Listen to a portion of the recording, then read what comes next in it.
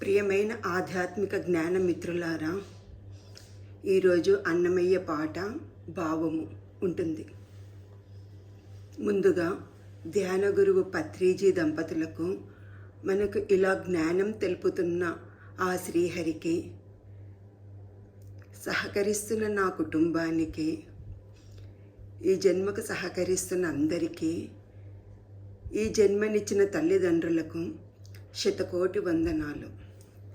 మిత్రులారా, అందరూ కళ్ళు మూసుకొని అద్దాలుంటే పక్కకు తీసి పెట్టండి. కాళ్ళు రెండు క్రాస్ చేసుకొని చేతిలో చేతులు పెట్టుకొని శ్వాస మీద ధ్యాసతో అనుసంధానం అవ్వండి. మిత్రులారా, అన్నమయ్య కీర్తన భావము తెలుసుకుందాము. హరి హరి హరి హరి శ్రీ హరి, హరి హరి హరి హరి హరి శ్రీహరి, అంతరంగములోనున్న హరియే గతిగాక చింతించి మొక్కితే తానే చేకొని రక్షించును. అంతరంగములోనున్న హరియే గతిగాక చింతించి మొక్కితే తానే చేకొని రక్షించును. పుట్టించిన కర్మమే పోషించుకుండునట, పుట్టించిన కర్మమే పోషించుకుండునట, బెట్టుగా మనసే మరపించునట. పుట్టించిన కర్మమే పోషించుకుండునట, బెట్టుగా మనసే మరపించునట. పట్టైన మేని ఆశల బతిమాలింపించునట, పట్టైన మేని ఆశల బతిమాలింపించునట. చుట్టములెవ్వరు ఎంచి చూచిన ప్రాణికి, చుట్టములెవ్వరు ఎంచి చూచిన ప్రాణికి, అంతరంగములోనున్న హరి చింతించి మొక్కితే తానే చేకొని రక్షించును. అంతరంగములోనున్న హరియే, హరియే హరియే, పక్కన విత్తిన భూమి పంట పండకుండునట, పక్కన విత్తిన భూమి పంట పండకుండునట. ఎక్కడా మాయే భ్రమయింపించునట, అక్కరతో చేసిన పుణ్యమే కట్టివేసునట, అక్కరతో చేసిన పుణ్యమే కట్టివేసునట. దిక్కుదశ ఎవ్వరు ఈ దేహి కరుణించెను. అంతరంగములోనున్న హరియే గతిగాక చింతించి మొక్కితే తానే చేకొని రక్షించును.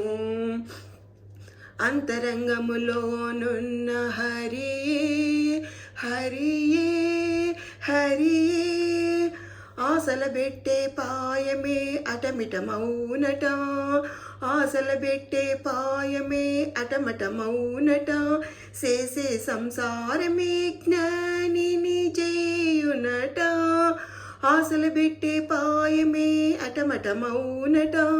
చేసే సంసారమే జ్ఞానిని చేయునట. వేసరక ఇంతకు శ్రీ వెంకటేశుడేలికట, వేసరక ఇంతకు శ్రీ వెంకటేశుడేలికట. మోసపుచ్చే వారెవ్వరు ముదమే జీవునికి. అంతరంగములోనున్న హరియే, అంతరంగములోనున్న హరియే గతిగాక చింతించి మొక్కితే తానే చేకొని రక్షించును.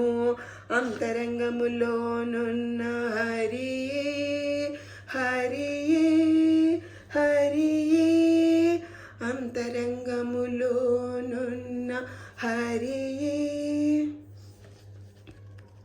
మిత్రులారా, అందరూ ధ్యానంలో అలాగే కూర్చోండి. భావము: మన జన్మకు కారణమైన కర్మ వల్లనే మన జీవితం నడుస్తుంది. మన కర్మనే మన జీవితాన్ని పోషించుకుంటుంది. మిత్రులారా, మనకు ఏదైనా సమస్య కానీ కష్టం కానీ వస్తే పక్కన వాళ్ళను నిందిస్తాము. మనకి ఇదే పెద్ద ఛాలెంజ్ మిత్రులారా. మన కర్మ నుండే మన జీవితం నడుస్తుంది అని గ్రహిస్తే దుఃఖం తొలగి పరిష్కారం దొరుకుతుంది. ఇలా కాకుండా మన మనసన్నే మాయలో పడి మన కష్టానికి కారణము పక్కవారని అనుకున్నప్పుడు మనకు దుఃఖం రెట్టింపు అవుతుంది. మన కర్మను మనం నమ్మకపోగా మన మనస్సు ఆశలను కోరికలను పుట్టించి ఇంకా ఇంకా కష్టాల్లో కొట్టుమిట్టాడేలా చేస్తుంది. ఇంకా దుఃఖం పెంచుకుంటూ పోతాము. మన దుఃఖము పోవాలంటే మనల్ని మనం నమ్మాలి. అంతరంగంలో ఉన్న ఆ పరమాత్మని చింతించడం మొదలు పెడితే, శ్వాస మీద ధ్యాసతో ధ్యానం చేస్తే అజ్ఞానము పోయి జ్ఞానం కలుగుతుంది. ఇలా సుజ్ఞానం కలిగినప్పుడు పరనింద మాని నా కష్టాలకు సుఖాలకు నా కర్మనే కారణము అని తెలుసుకుంటాము. మన జ్ఞానంతో మనం ఆనందంగా జీవిస్తూ 10 మందికి జ్ఞానాన్ని తెలియజేస్తూ మన పాపకర్మ తగ్గించుకుంటూ పుణ్యకర్మ పెంచుకుంటూ వెళతాము. అదే మన ఆత్మ పరిణితి. మన ఆత్మ ఉన్న స్థాయి నుండి ఉన్నత స్థాయికి ఎదగడం మొదలవుతుంది మిత్రులారా. పాటల్లో మిగతాభావం తెలుసుకుందామా ప్రియమైన జ్ఞానమిత్రులారా. ఉదాహరణకు ఒక రైతు తన భూమిని దున్ని విత్తనాలు నాటాడు. ఇంకా ఆ రైతు విత్తనాలు వేయవలసిన సమయం దాటిన తర్వాత విత్తనాలు వేయడం వల్ల వర్షాలు కురవక పంట పండదు. ఆ రైతు పంట కొరకు తెచ్చిన అప్పులు తీర్చలేక తిండికి కూడా ఇబ్బంది అయ్యింది. ఆ రైతు తన తప్పును తెలుసుకోకుండా వాతావరణాన్ని, దేవుడిని, అప్పు ఇచ్చిన వారిని నిందించి తిట్టుకుంటాడు. ఆ రైతు అజ్ఞానంతో ఇంకా పాపకర్మను పెంచుకుంటాడు. అదే జ్ఞాని అయిన రైతు విత్తనాలు సమయానికి నాటాడు. పంట బాగానే పండుతుంది. కానీ పంట చేతికి అందే సమయంలో తుఫాను వచ్చి పంట నష్టమయ్యింది. ఇతను కూడా బ్యాంకులో అప్పులు తీర్చలేక తిండికి ఇబ్బంది పడుతుంటాడు. కానీ జ్ఞాని అయిన రైతు నారు పోసిన దేవుడే నీరు పోస్తాడు, నన్ను పుట్టించిన దేవుడే నన్ను బ్రతికించుకుంటాడు అని గట్టిగా నమ్మి ధైర్యంగా ఉండాలి. అలా ధైర్యంగా ఉన్నప్పుడు గవర్నమెంటే ఆ తుఫాను పరిస్థితిని అర్థం చేసుకొని అప్పును మాఫీ చేసి సహకరిస్తుంది. తనలో ఉన్న దేవుడిపై నమ్మకం పెంచుకొని పాజిటివ్గా ఆలోచిస్తే మెల్లమెల్లగా సమస్యలు తీరుతాయి. ఉదాహరణకు రైతు మాత్రమే కాదు, ప్రతి ఒక్కరి జీవితాల్లో కూడా ఈ ఉదాహరణ అన్వయించుకొని కష్టాలను నష్టాలను అధిగమించి ఆనందంగా జీవించాలి మిత్రులారా. ఆశలతో కోరికలతో అమాయకత్వం అనే అజ్ఞానంతో మన జీవితాలు అతలాకుతలమైనా మన జీవితాన్ని సమగ్రంగా అర్థం చేసుకోవాలి. మన జీవితమే మనకు గుణపాఠమై నేర్పిస్తుంది. మన జీవిత అనుభవమే మనకు గుణపాఠమై నేర్పించినప్పుడు మనం నేర్చుకుంటే ఆ జ్ఞానం ద్వారానే మన తప్పులు సరిదిద్దుకొని అద్భుతంగా ఆనందంగా జీవిస్తూ మన జీవితాన్ని 100% సక్సెస్ చేసుకుంటాం మిత్రులారా. ఇదే అసలైన ఆధ్యాత్మిక జ్ఞాన జీవితము. మనల్ని మోసపుచ్చేది మన మనస్సే. కాబట్టి మనం శ్వాస మీద ధ్యాసతో మన మనస్సును అధిగమిస్తే మన ఆత్మ ద్వారా మనము మన జన్మను సార్థకం చేసుకుంటాము మిత్రులారా. ఇలా సుజ్ఞాని అయిన అన్నమయ్య పాటకు లోతుగా భావం ఇచ్చిన ఆ శ్రీహరి కృపకు 100,000,000 వందనాలు. ఆ పరమాత్మ నా ద్వారా లోక కళ్యాణం కొరకు చేయిస్తున్న జ్ఞాన భాండాగారం మిత్రులారా. అర్థం చేసుకోండి. ఈ పాట భావము ప్రాపంచిక జ్ఞానంతో కాకుండా అంతరంగంలో విని ఈ జ్ఞానాన్ని తెలుసుకొని ఆచరించి విని తరించండి మిత్రులారా.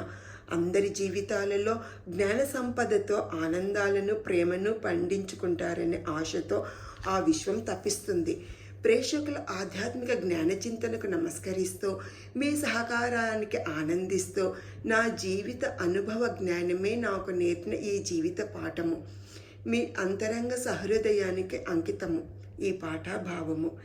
ఇలా ప్రేమ విశ్వం కొరకు తపించే మీ గాయత్రి స్వామి. సమస్త లోకా సుఖినో భవంతు, సమస్త లోకా సుఖినో భవంతు, సమస్త లోకా సుఖినో భవంతు. మిత్రులారా, మీరు చేతులు రెండూ తీసి కళ్ళు మెల్లిగా తెరవండి మిత్రులారా. ఈ చక్కని అన్నమయ్య పాటకు అన్నమయ్యకు చప్పట్లు కొడదాము. అన్నమయ్యకు నమస్సులు తెలుపుకుందాము. ఈ చక్కని జ్ఞానానికి చప్పట్లు కొడదాము మిత్రులారా. Thank you. బాయ్.